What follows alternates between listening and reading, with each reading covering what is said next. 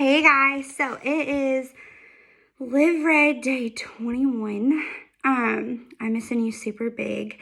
We left off before not before spring break, but the last time I read for you, I left off on chapter 17, which was page 146.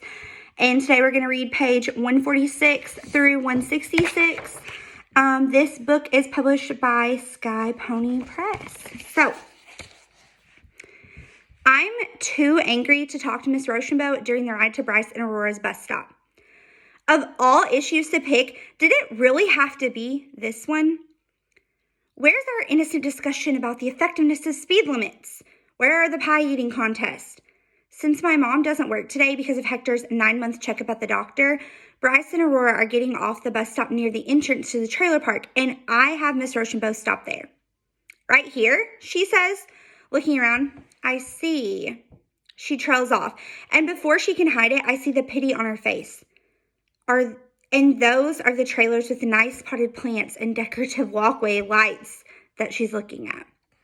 I get out of the car as quickly as I can and mumble, "Thanks," as I go, but she doesn't drive away.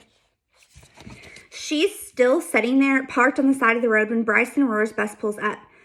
She's not looking down at her phone either. She's watching.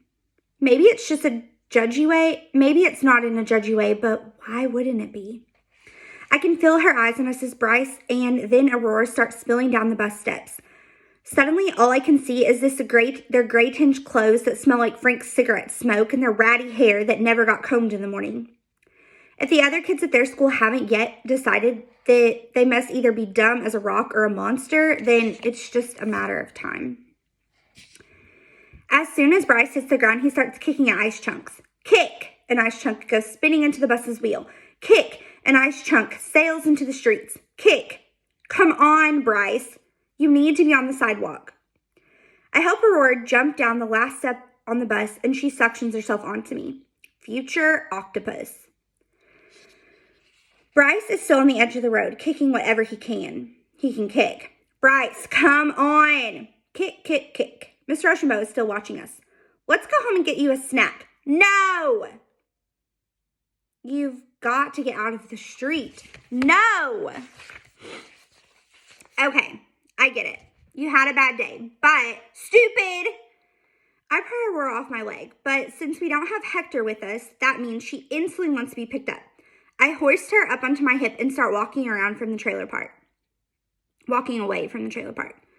We're going to the Cumberland Farms. I call back to Bryce. You better come too if you want some easy cheese. I walk on without looking back. At least at first. When I peek half a minute later, Bryce is shuffling along behind us. Only then does Miss Rochambeau finally drive away. Guess she's seen enough. Except that when she passes us, she does something I'm not expecting. She gives me a thumbs up. A thumbs up. Which actually feels even better than easy cheese tastes. At Cumberland Farms, I slip the easy cheese can into my coat pocket when Aurora and Bryce are distracted by the frosted donuts near the hot dogs. Then I pick up a roll of toilet paper because we're almost out, and I pay the cashier for that. I don't want Bryce and Aurora to think you're not supposed to pay for things unless you really can't. On the walk home from the Cumberland Farms, Bryce is more like his normal self. He insists on holding Aurora's hand and helping her around a patch of black ice. He doesn't do it in a bossy way either. The anticipation of easy cheese creates its own miracle. When we get home to the trailer, Lenny is closed off in his bedroom instead of at work, and Frank says something about him being sick. So I herd my screamy monkeys into our bedroom for our easy cheese picnic to keep them from waking him up if he's sleeping. And we have a happy whispering time making an easy cheese A for Aurora, and an easy cheese B for Bryce, and an easy cheese H for Hector, and an easy cheese Z for Zoe. And an easy cheese E for easy cheese. But it doesn't last. Bryce wants to make an S for stupid, and then things get worse from there. They yell at each other. They yell at me. They yell at the bedroom lamp because they don't like its shape. Because they couldn't be upset about something rational like Frank's constant smoking or the fact that the three of us have to share a room together. No, it's the shape of the bedroom lamp. That's the real evil in the world. We get to have hamburgers for dinner, though, because at least there's plenty of ground beef. So, quick side note, it is never okay to steal easy cheese, even if you cannot afford it. I think we can all kind of understand why Zoe did it, but it's still not okay. It is legal, and you can and will go to juvie if you get caught, so don't do it. When they're finally asleep, thankfully, Frank's angry news program works even better than a story tonight. Sorry, guys. I carry them one at a time from the couch into their bed. I stare at their faces next to each other on the pillow, so quiet and peaceful, before any of Bryce's nightmares have had time to grab hold. And then I find myself digging down through a pile of stuff on the floor until my hand closes around their comb. I perch on the side of their bed, even though it risks waking them up, and I can't help myself. I start combing their hair. I comb all the hair I can reach, and then I shimmy some more of Aurora's out from where it was smushed under the pillow, and I comb that too. Even though their hair will be back to being all ratty in the morning, even though it won't be enough to stop other kids from saying things about them, still I comb. When I finally head back out to the main room, Frank has fallen asleep. I turn off the TV, and as soon as the sound cuts out, I hear something else, voices through the wall. It's my mom and Lenny arguing again. They've been in there together since dinner, so she could possibly take care of Lenny. A moment later, I'm climbing back. Oh, the voices don't sound like anyone is sick, though. A moment later, I'm climbing back up into the washing machine and putting my unblinking octopus eyes against the hole. Lenny is pacing again. You're the one who's got to answer for all of this.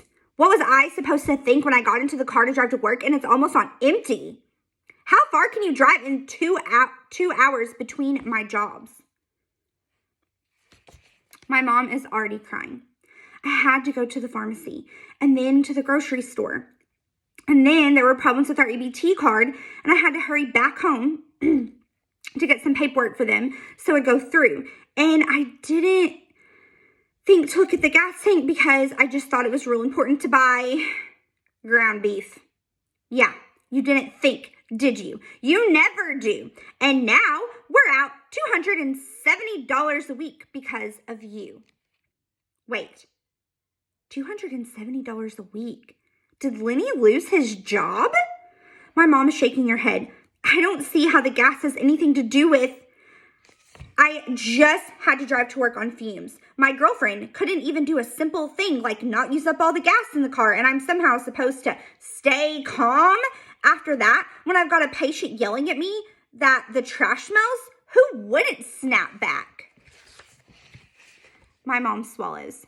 But you didn't have to get so upset. You know you can't yell at a patient like that because then what? Is little Miss Clueless going to tell me what I should have said instead? I cringe as I watch my mom, little Miss Clueless, shake her head as she turns her face to the wall. Her mouth is stretched out like it's all she can do to hold back a mountain of sobbing. Little Miss Clueless. And then I realize Lenny is saying that on purpose. He knows what he's doing. He's discrediting his opponent. Cry me a river, why don't you? He snares. You just want to manipulate the whole thing so it looks like it wasn't your fault. Well, sorry. A million tears don't change anything. They don't change reality. Whose reality? What are we going to do? My mom murmurs to the wall. I was just about to start saving up for the down payment on a new washing machine, but you should have thought of that when you used up all the gas in the car. I just thought, what? What did you think? I just thought you said I should get more ground beef. How dare you try to turn this around on me? Snaps Lenny. When did I say that you should use up all the gas in the car just to buy stupid ground beef? My mom turns away from the wall to look at Lenny. Like, maybe he's kidding? Like, maybe she's not going crazy. She opens her mouth, but then she closes it again. But what's the point? She's little Miss Clueless. I press my hand against my octopus tattoo. No, she isn't. That's rough, guys. It's rough to read that. Chapter 18. The next morning, it's not snowing exactly, more like icing, and the wind is squeezing between the tightly packed trailers. Up ahead, I see Silas coming down his trailer steps. He has his hat pulled down low, mute mode style, and slowly plods forward, a death march to the bus stop. If he was the shooter, the school or the police haven't been able to prove it yet because he wouldn't be walking to the bus stop at all. He'd already be on his way to juvie, but that hardly matters because the judgment has already been handed down. Most of the 7th grade has already decided that he's so different from them that they can imagine him trying to kill someone. And why not lump in the rest of his dumb as rock monsters? Clearly, we're not fit to breathe the same air as them, and what if they're right? After school, Matt and Lydia are already in their seats when I get to the library. This time, in the empty space in the middle of the library, there are 2 lone music stands facing each other. So today, Miss Rochambeau starts off, you'll have 10 more minutes in your table groups to prep your arguments, and then we'll get to our first mock debate. She walks over to the music stands. These are our podiums, but no pressure. You don't have to sing. She makes a joke. But she's the kind of person who doesn't even crack a smile, so it's not that obvious. Kyla raises her hand. Miss Rochambeau, are we just supposed to talk about regular people killing people? Or are we going to talk about the times when cops killed people, like black people specifically? I look at her. Really? Cops don't kill people, do they? Life is hard enough as it is. Mr. Rochambeau raises her eyebrows, but it isn't the raised eyebrow of disappointment. It is like a raised eyebrow of very impressed. Okay, guys, I'm going to stop here, and I'll see you in a minute in part 2.